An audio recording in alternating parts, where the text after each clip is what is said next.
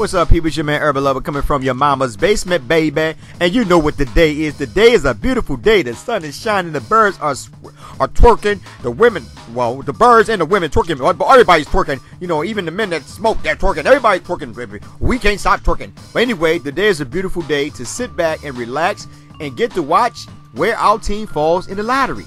Now, a lot of sites been doing, you know, the mock drafts and stuff like that.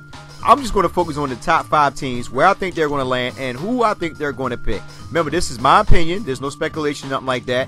I'm basing it off according to business aspect, revenue, and, you know, what can basically benefit the NBA as a whole. I know, you know, everybody say, well, it depends on the boss. I understand that. But this is my logical opinion based on where I think these guys are going to land. It is not, you know, and that's it. So what I'm going to do is I want to get right to it. So let's begin. We got the New York Knicks getting the 5th selection, and I think they're going to pick De'Aaron Fox as their 5th selection, only because we're not too sure what they're going to do about Derrick Rose. And based on that alone, this is the main reason why I say they picked De'Aaron Fox. He actually wants to play in New York, so it all depends on if New York get that 5th pick. If they get that 5th pick, I think they're going to pick De'Aaron Fox. That's if he's still on the table, because as of late, his stats are rising, also rising higher than that of Lonzo Ball, but we shall see. Right now, his strengths is he's a long and super quick combination guard that excels on the break and makes plays in the half court with pull up and slashes in between defenders. He's a rhythm scorer that can put up numbers in a hurry when confident, aggressive, and doesn't worry about his position. He reminds me so much of Derrick Rose. That's why I think that if they don't pick Derrick Rose up, he'll be a good complement of picking up. Now, the thing is that what are they going to do with Carmelo Anthony? Now, I like Carmelo Anthony, but to be honest with you guys, I think Carmelo Anthony slows down the offense, and I think that Hornacek wants a more like up-tempo type of offense, and they still run the triangle offense, because I know that I read an article where Derrick Rose stated that he wasn't too familiar with, well, not familiar, but he said it was just regular basketball with the triangle offense. So we'll see, but this is what I think the Phoenix Suns are going to get. I think they'll get De'Aaron Fox, and it makes sense, you know, because they need a point guard, and they can build around him and you know, Big K, you know, and go from there. But the biggest thing is like what are they going to do with Carmelo? So that's what I'm thinking. I think we'll get De'Aaron Fox. Next up, the 4th pick will go to the Phoenix Suns, and I think they're going to pick Jason Tatum. The only reason why I think they're going to pick Jason Tatum only because, remember, this is my opinion. I think they're going to pick Jason Tatum based on the fact that they are loaded with guards, with Knight, Bledsoe, Booker. They are loaded, you know, so it would make sense for them to get another small forward. Now, Jason Tatum, one good thing about this guy is that he's versatile. He can play offense and defense. He reminds me so much of Nicholas Batum. He can shoot the rock. He can play, you know, around the rim. He's not very athletic, but he's pretty good around the rim. He can pass. He does a lot. He played good within his system, and it'd be kind of crazy for them to go past somebody like him. You know, to just basically overlook him and go get somebody else. So I think they will go after him. Now, T.J. Warren, he is 6'8". He only been in the league for a couple years. Now, he averages 14 points, which ain't bad. The thing about him is that, you know, he can't really shoot, but, you know, he's still young. You know, he's still young, and he's still learning the NBA, so just give him a couple of years, and he might flourish. But right now, I think they would go after Jason Tatum. It only makes sense to me. You know, go get another small forward because you're already loaded with guards. And keep in mind, Jason Tatum can play a couple of different positions, so that's pretty good for the Suns. The Boston Celtics will most likely get the number 3 pick, and who they're going to pick is no other than Josh Jackson. Now, the reason why I say Josh Jackson, it only makes sense. IT is the freaking. He's the thing, man. He's it. Now, I know a lot of speculation were like, well, they will get Fultz. You know, he could play the 2, but Fultz need the ball in his hand. You know, and it doesn't make sense to get somebody who needs the ball in his hand, especially when you got IT. Josh Jackson actually plays within the system, just like Jason Tatum. One thing about Josh Jackson is he can leap out of the freaking gym. The dude played high around the rim. He's a good rebounder. He's an excellent defender. He can pass like crazy. The guy is very versatile, pretty good at 6'8". And to be honest with you, the Boston Celtics could use a small forward. The biggest problem with him right now is that he just can't shoot, and that's basically a 3-pointer. Now, he can hit the inside jump shot, and keep this in mind, LeBron James, when he came into the NBA, he really couldn't shoot.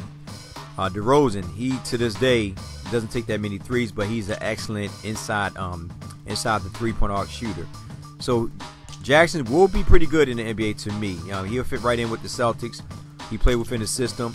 like I said, I think he averaged like 3 assists a game. So, and he's in control when he passes the ball. So, Isaiah Thomas will be pretty much obliged to have somebody like him on his team, and that's good. Now they already got Crowder. Crowder's pretty good. He's a good defender. He can shoot and all that, so it's not that bad. But like I said, at the end of the day, this guy is going to be pretty much all right so far from what I've seen, and that's who I think they're going to go with. Bam! I know I got you guys. Yeah, the second team I think is going to be the 76ers, not the Celtics, and not that they're going to pick Fultz. Why I say that? Because keep in mind, they wanted D'Angelo Russell 2 years ago. They didn't get D'Angelo Russell. They wound up getting Okafor. They always, the last 5 years, they needed a point guard. And actually, to be honest with you, Fultz fits the bill. I mean, NBA Draft Net got him compared to D'Angelo Russell. I'm not even going to get into that one. But the guy can do it all. You know, he's very aggressive. He can get to the paint. He can shoot. He's a good playmaker. And that's what the 76ers actually need, somebody that can get their players easier shot selection. And they definitely need a point guard. The 76ers need a point guard for so long. And Fultz bring all those mechanics and defense to that team. So this is who I think the Sixers are going to take. And this will be a good selection for them. Folks, actually, they also had him jumping over Lonzo Ball as well. So we'll see how that goes. But this is just my opinion on where I think he will go and all the other players will go too. So I think that, you know, most likely the 76ers are going to get the second pick. I know I'm wrong, but like I said, it's my opinion. But he will fit the bill. And I hope, to be honest with you, I hope the 76ers do get the second pick. Because I would like to see Fultz there with Philadelphia. Now, I don't know what they're going to do about Simmons when he come back next year. Because Simmons is a ball handler as well. So we'll see.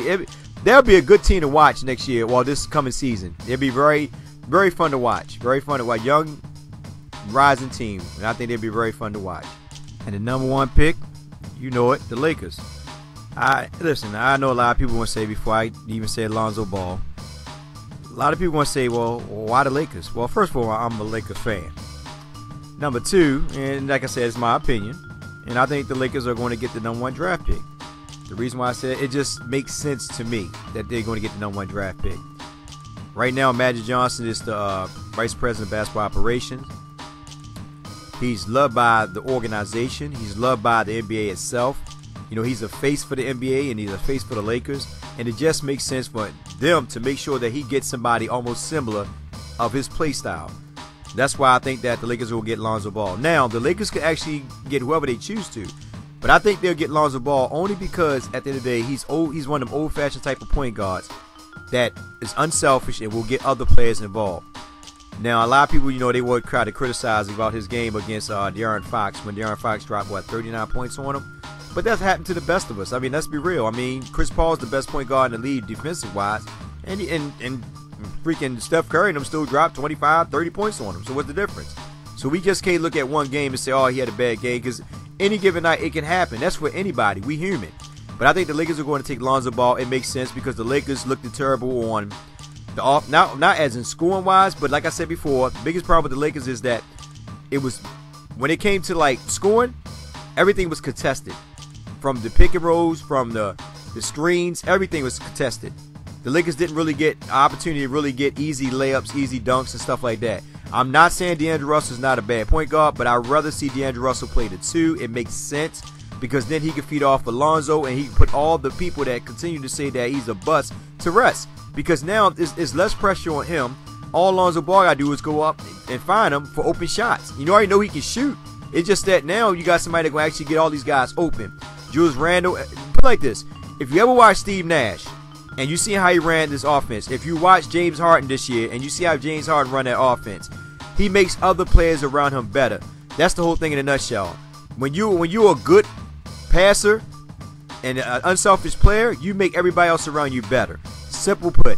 So Lonzo Ball will be the number one draft pick in my book. I think the Lakers are going to pick him. It makes sense because Magic Johnson was, a point guard that averaged over 9 assists a game. And he's 6'9". Lonzo is 6'7". So it makes sense to me that the Lakers are going to get him. Now, with that being said, let's get ready for the lottery picks that's coming on in a couple hours. And let's see what happens. Let's see if my predictions come true.